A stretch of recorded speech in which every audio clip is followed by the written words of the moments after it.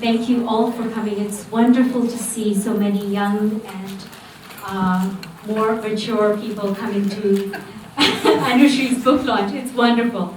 Today is a fantastic day for Anushri's book launch. It's actually a very auspicious day. It's Janmashtami, the birthday of Lord Krishna, the mischievous and astute Lord Krishna. So,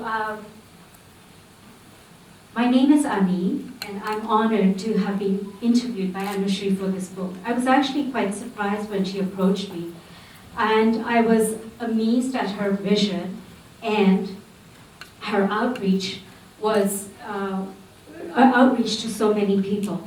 Totally impressed by her dedication to the project she'd embarked on.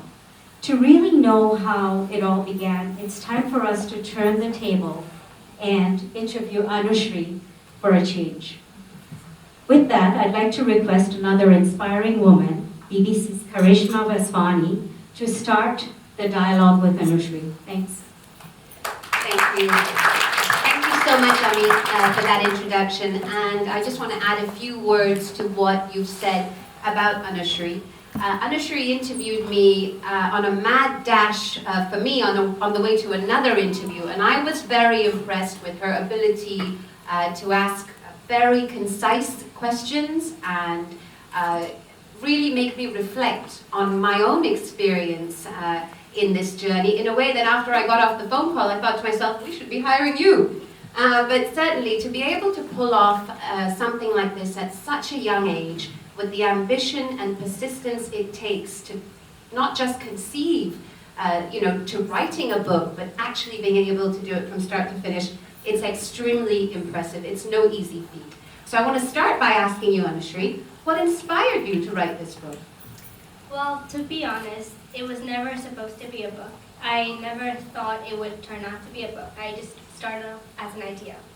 Well, it kind of started off in last December when I was talking to my mom actually about university and where I should apply, like country-wise. And I was thinking whether UK or the US. And my mom told me that, when she was my age, that she didn't get this opportunity of choosing so many different countries, because when she got into some colleges in the US, her father said no. And what's more surprising is that her two younger brothers both got to go to the US. So I kind of was like, that's a bit unfair. So she told me, well, it's not just her that has experience. There's so many other women, especially Indian women, who actually haven't had that same opportunity. So I went to ask her, like, can you tell me more people? So I met a few more people. For example, she's an architect right now. But when she was younger, she always wanted to be an architect. But her parents said that she can only be a doctor or a lawyer, otherwise she had to get married. So what she did was she went to architectural school for 2 years, but didn't tell her parents. And now she's one of the leading Indian architects in India. And another story is of a mountain climber. She's only 24 years old, and she and her father are the first father-daughter duo to climb Mount Everest.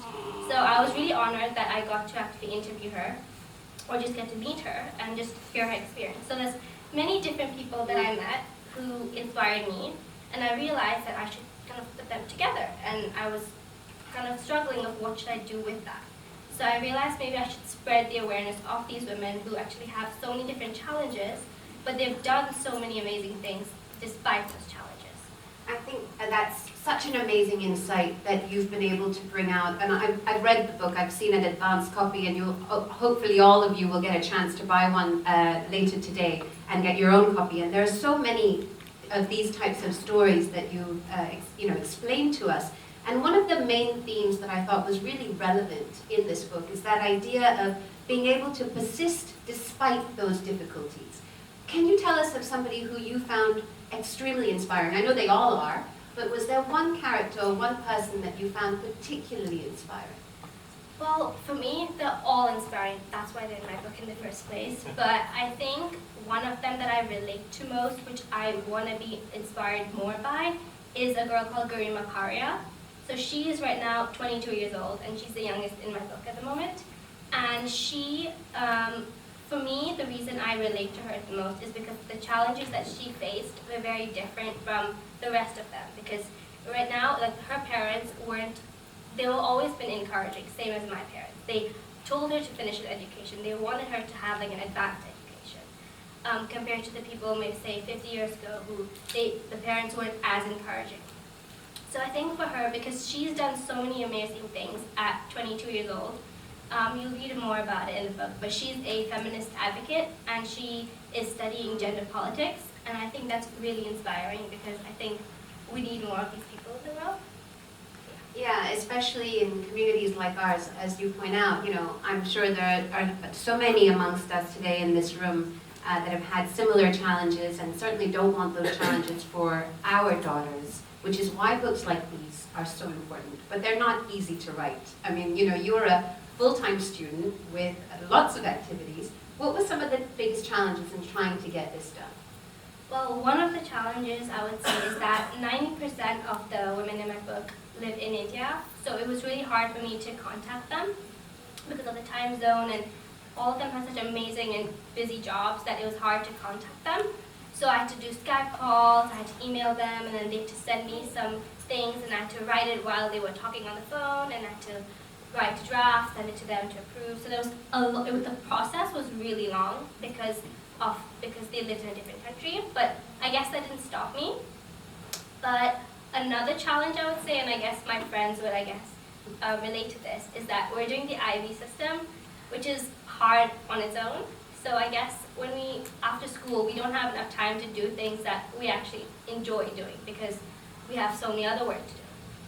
So I think for me, another challenge was that I had to find in time, like even on the school bus, I had to write an email to one of them, or late night, I would think of something and I would write it down. So I think these little things just, I guess, made it a whole. To use like even all my summer, I guess I would say that it wasn't a typical summer for me because I didn't have time to just sit down and enjoy. But at the same time, writing the book made me enjoy. I was more inspired, so I had a good time while I wrote it as well. So it wasn't a terrible holiday. It was fun because I got to do what I liked. Yeah, and I can certainly pay testimony to the fact that the way that you went about writing this book, Anushri had a Google Doc in which she had a draft of the article that she wrote about me. I'm sure you had similar things for the other women that you spoke to.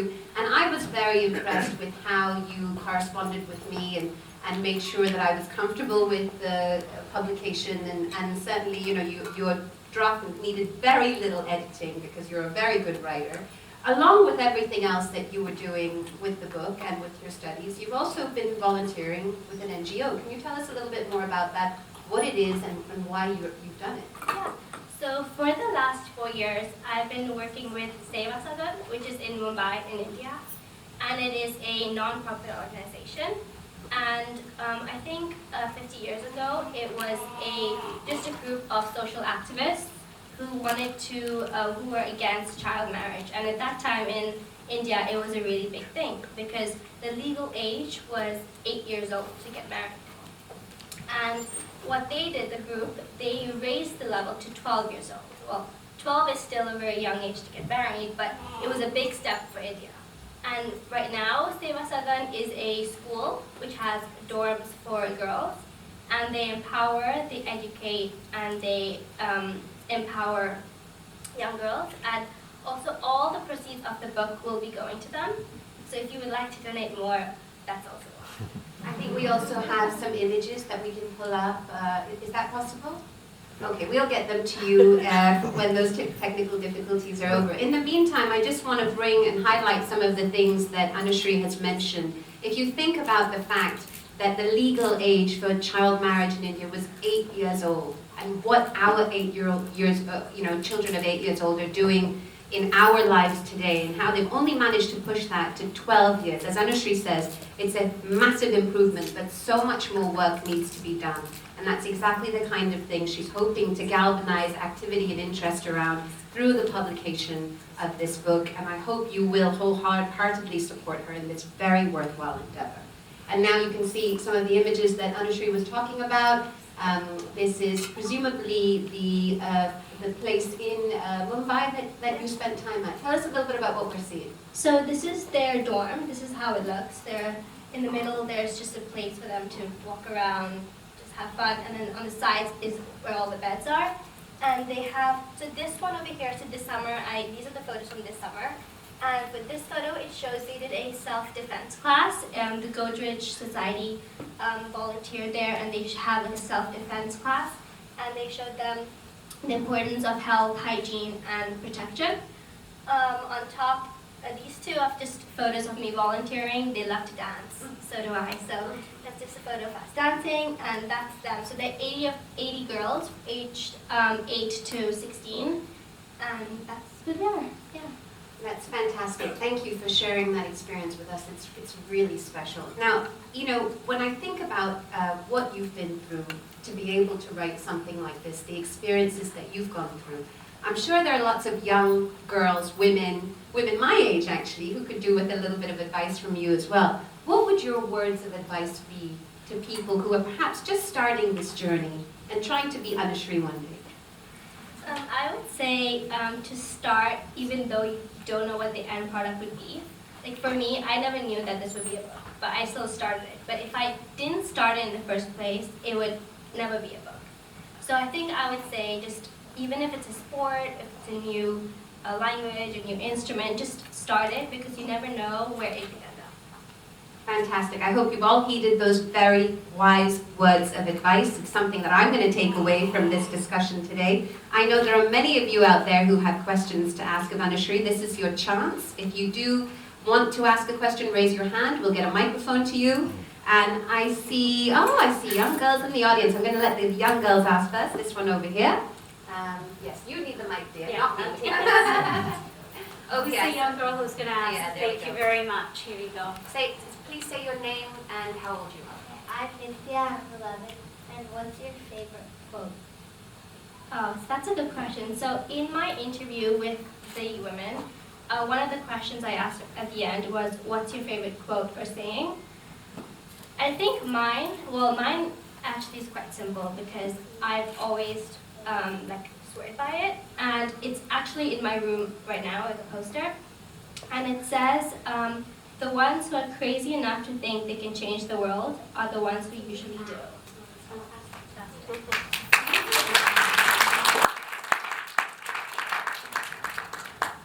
Anybody else? Fantastic. Thank you. I'm Eliana. I'm 11 years old, and I wanted to know why you decided to put illustrations in the book. So I'm guessing that you've seen my book. So for those who haven't, I put illustrations in there, and I think the reason I put it there is just to depict the photo of the woman, just to show this person is the person who is done this amazing thing. And I actually sat with the illustrator, and so what she does is that she does it on the computer, and it's really nice. You'll see in a bit. But what it is that at the background, it's something that is the career. So for example, the mountain climber, there's like a Mount Everest at the background, just to give a little context. And since it's for children, I thought maybe the book should have a little picture and a little fun. Yeah, thank you. Any more questions? Oh, fantastic.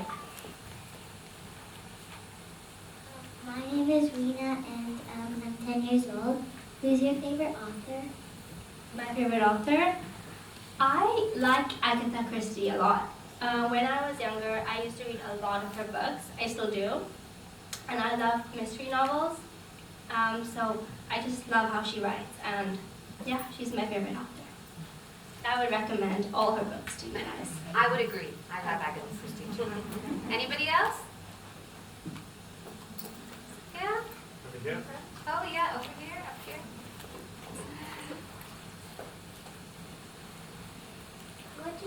What did you want say to your be? name, buddy.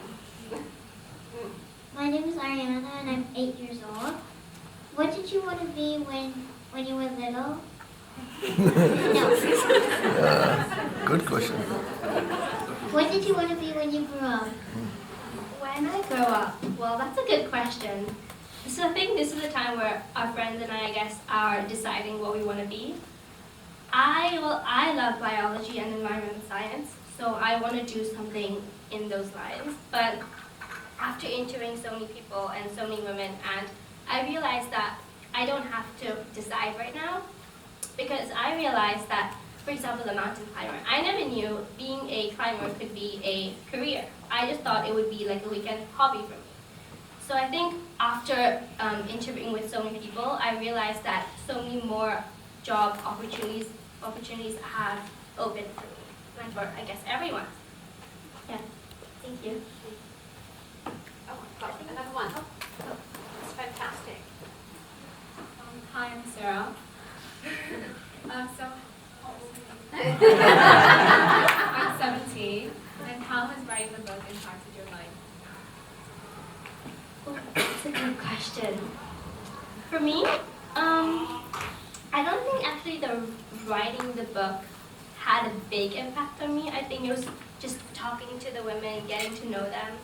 I think in that sense, they just made me realize that there's so much in this world that we haven't experienced yet. And I think that just gives me a heads up, and it just makes me think that I don't have to have everything in my life right now the way I want it to be, because I feel like everyone's still thinking about the future. So I think that's something that I think about all the time after interviewing and writing a book.